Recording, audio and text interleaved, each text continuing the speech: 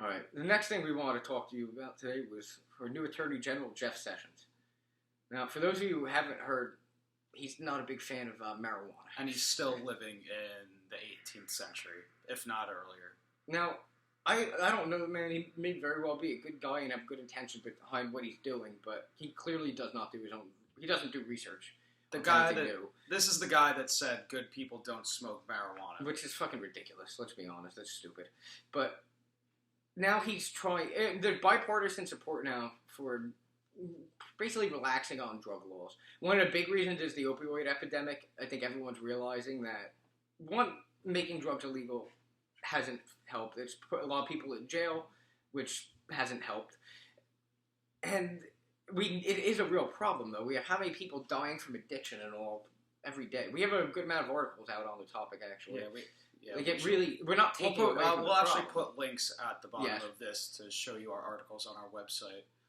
But basically, we have an opioid epidemic in this country, and thousands of people are dying per year from opioid overdoses, which include like Percocet, heroin, like all the really bad drugs. But Jeff Sessions, instead of treating these people and treating it as like a public health problem, he wants to treat it as a criminal justice problem. Throw these people in jail, put them away. Classic deterrence theory. It'll stop people from doing drugs by showing that people will get harsh penalties. And that just doesn't work. It may work for what we criminal justice majors say mala and say crimes, which are crimes that are inherently bad. Murder, robbery, like all the really bad even shit. Then, that's the thing when people get too caught up in like a theory, a social science theory especially, and try to apply it to everything, it doesn't work. They work in certain situations. For example, deterrence does work in the sense of like, all right, a convenience store with cameras all over is less likely to get robbed than one that doesn't. Deterrence works there. Deterrence works in the sense of like, if you're likely to get caught for a crime, you're less likely to do it. With drugs, it has not worked. For there's multiple reasons for that. One, people don't, like, there's no cultural outrage about it anymore. Like, let's face it, like, marijuana has turned mainstream. It's almost as mainstream as alcohol. Like, you can make jokes about it on TV, people admit to using it, and no one feels bad about it. So when people get caught for it, they feel the state is basically fucking them over, which it is. You're locking someone up for a forbidden plant. It's ridiculous, and I think everyone's starting to realize that. Two, with marijuana, also the medical aspects of it, we'll get to that. Another reason it doesn't work is, now, anyone who knows about capitalism, which most Americans are well aware of, it's supply and demand. As long as there is a demand, someone will fill the supply. If you make it illegal, the black market will fill that. Part of the reason there have been so many deaths due to opiates is actually in part because they're illegal. Now, when drugs are illegal, which a lot of people get addicted off of them legally when they get them prescribed by a doctor, which that's something, we need to crack down on doctors prescribing, not even just opiates, just medicines that are not necessary, that have much worse effects than some alternatives.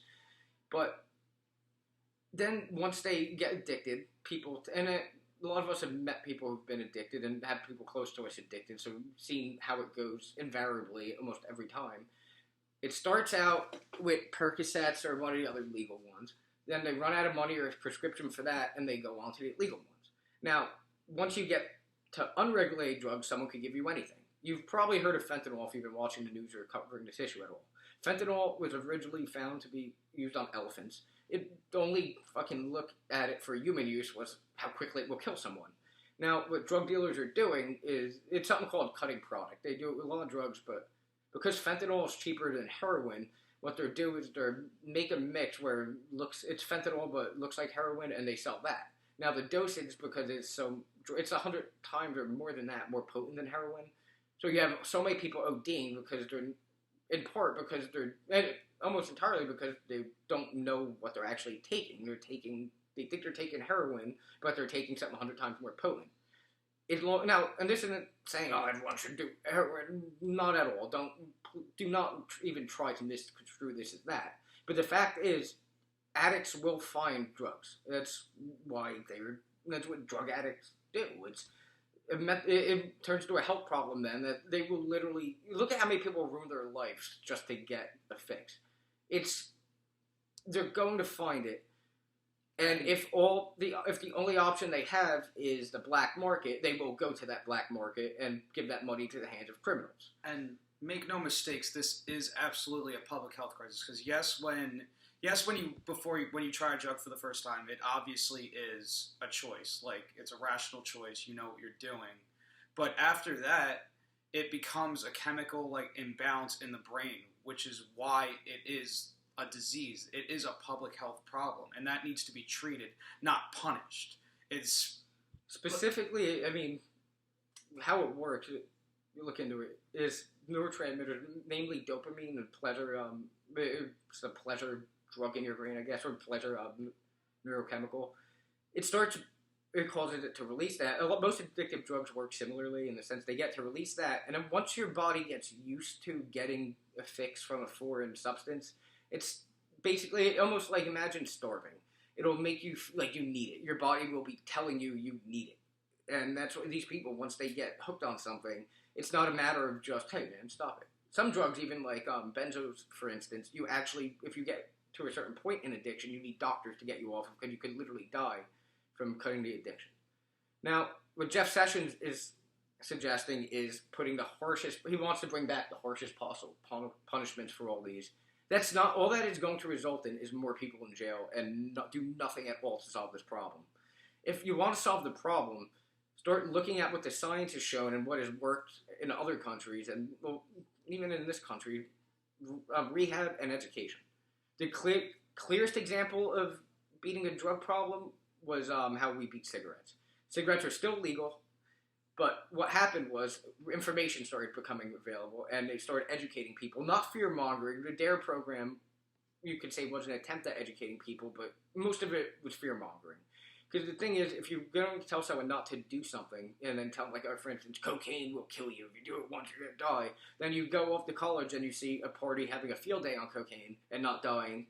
Or even marijuana. Oh, marijuana, you don't get what that does. Oh, you smoke it twice. And you know how they get ridiculous. Reefer madness. Especially when you're trying to target, like, in terms of the DARE program, when you're trying to target, like, your audience is young kids. Yeah, good point. Young kids in elementary school. These kids are gonna, it basically enhances curiosity.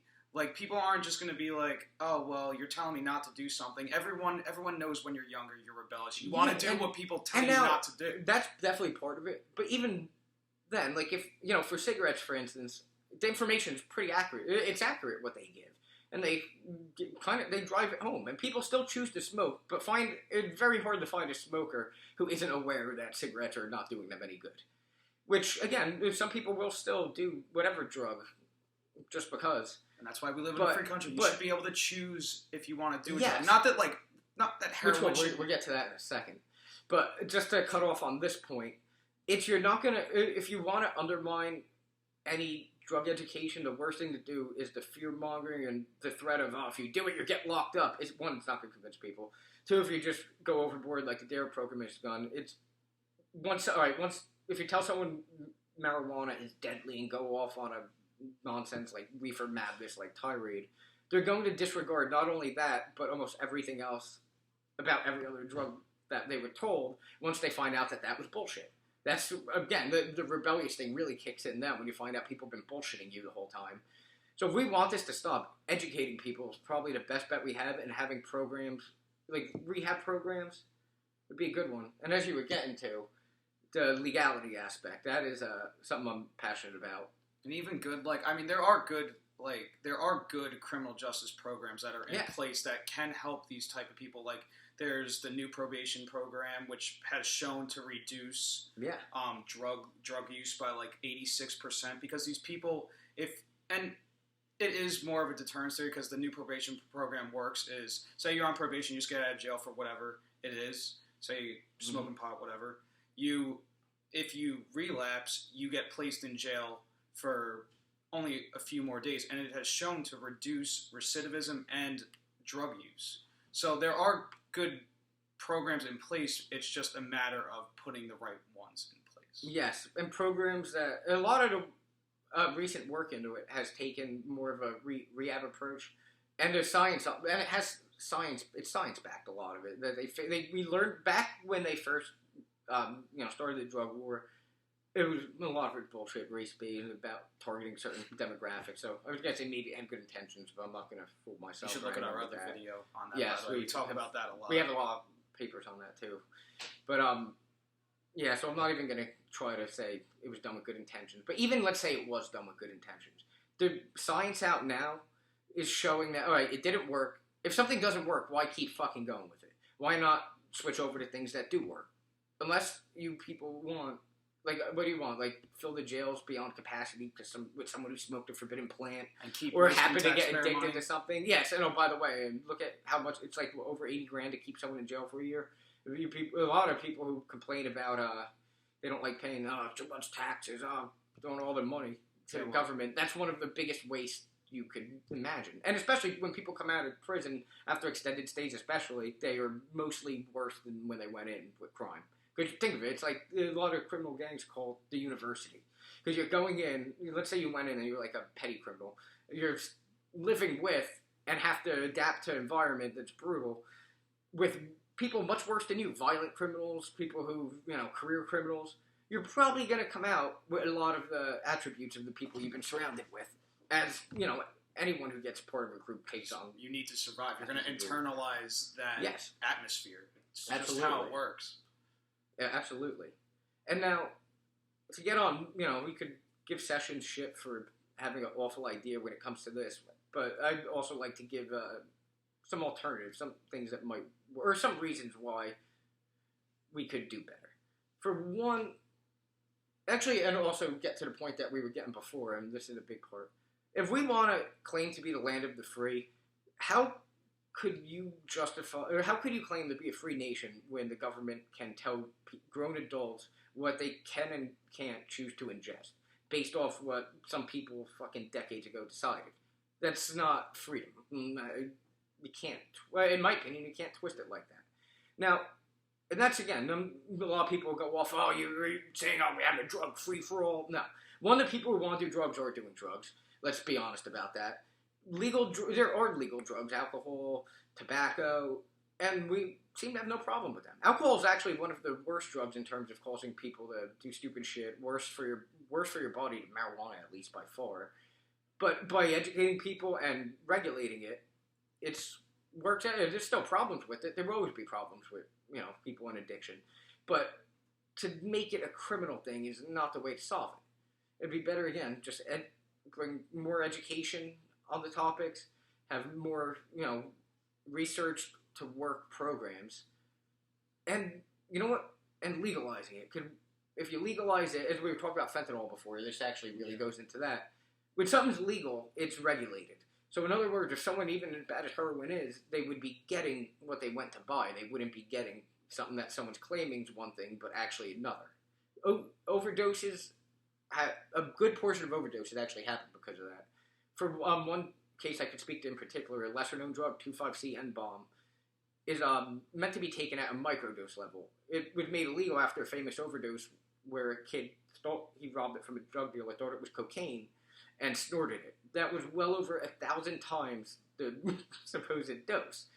Now, again, it's not a perfect solution, but taxing, regulating would not only guarantee product quality, but it would also, instead of giving money to cartels, which is another huge problem and a justification for the drug war, it would destroy the cartels because it would cut off their revenue completely. It would do that. It would reduce crime, lower the prison population. It is a good start to actually fixing a lot of other problems. And all of us as citizens of the United States would benefit from it because the revenue from these drugs being purchased, particularly marijuana, we would all benefit from that if the government actually decided to put the funds into the right places, not just to the military and stuff. But there's plenty of options with more revenue coming in. So they could go to better treatment programs. They could go to anything. So it's food for thought. We all gotta realize that there's better things than what we're doing right now. So there's always room for improvement. If something's not working, instead of fucking battering it down we're sticking with this, go harder on it. Let's find something that works, that's actually going to help these people who need help, instead of criminalizing it, which is further criminalizing it, which is not like it's no sensible person who's done any research in this would think that's the solution. And I invite all of you to do your own research into it, and let me know. Let us know in the comments below if you find anything that you would like to add to this, or if any problems you have with this. Dispute, especially dispute. I absolutely love to see a perspective I'm not considering. That said, looking forward to those comments.